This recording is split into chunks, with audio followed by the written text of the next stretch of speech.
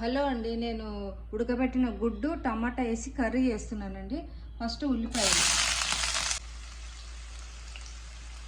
ఉల్లిపాయల తర్వాత పచ్చిమిర్చి తర్వాత కరివేపాకు, కొద్దిగా కస్తూరి మెంతి వేస్తున్నానండి, టేస్ట్ ఉంటుంది కర్రీ.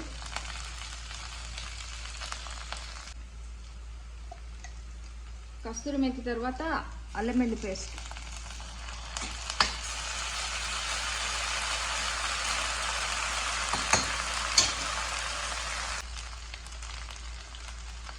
తర్వాత పసుపు,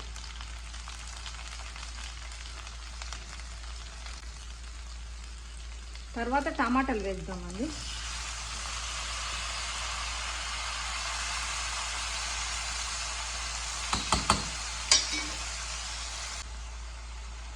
తర్వాత ఉప్పు అండి, టమాటాల పైన వేద్దాము. వేస్తే కొద్దిగా మిర్చి అయితే మంచిగా కలుపుకుంటా పెడితే అలాగా. ఆ తర్వాత ఒక స్పూన్ కారం అలా వేసి మూత పెట్టేయాలి. కాసేపు మూత తీసామండి, ఒకసారి కలిపేసుకుంటే ఇలా కొంచెం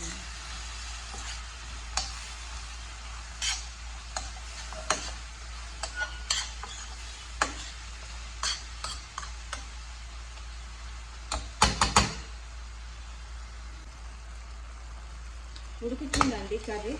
కొద్దిగా టమాటాలు అంటే ఇష్టపడారు కదా, అందుకే కొద్దిగా ఉడికాక ఇలా అంటే మొత్తం ముద్ద అయిపోతుంది.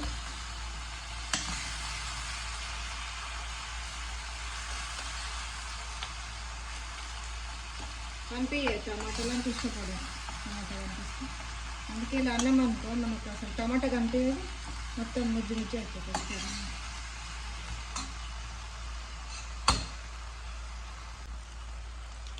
కొద్దిగా మసాలా వేస్తున్నాండి, ఏదైనా వేయచ్చు, ఏది ఉంటుంది ఇంట్లో, చికెన్ మసాలా కానీ మటన్ మసాలా కానీ ఏది ఉంటుంది వేయచ్చు. నేను మటన్ మసాలా ఇస్తున్నాను కొద్దిగా.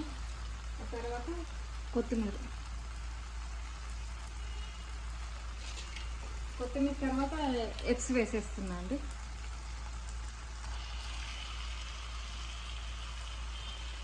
వేసి కలుపుకోవాలి కాసేపు. కూర రెడీ అయిపోయిందండి, టమాటా ఉడకబెట్టిన గుడ్డు కూర రెడీ అయిపోయింది. టేస్టీ ఉంటుందండి, చాలా చాలా బాగుంటుంది కర్రీ. వేడివేడి అన్నంలో తింటే బాగుంటుంది, ఎందుకంటే కొంచెం మసాలా వేసాము, కస్తూరి మెంతి కూడా వేసాం కదా. కూర టేస్టీ ఉంటుంది. ఒకసారి మీరు కూడా ట్రై చేయండి.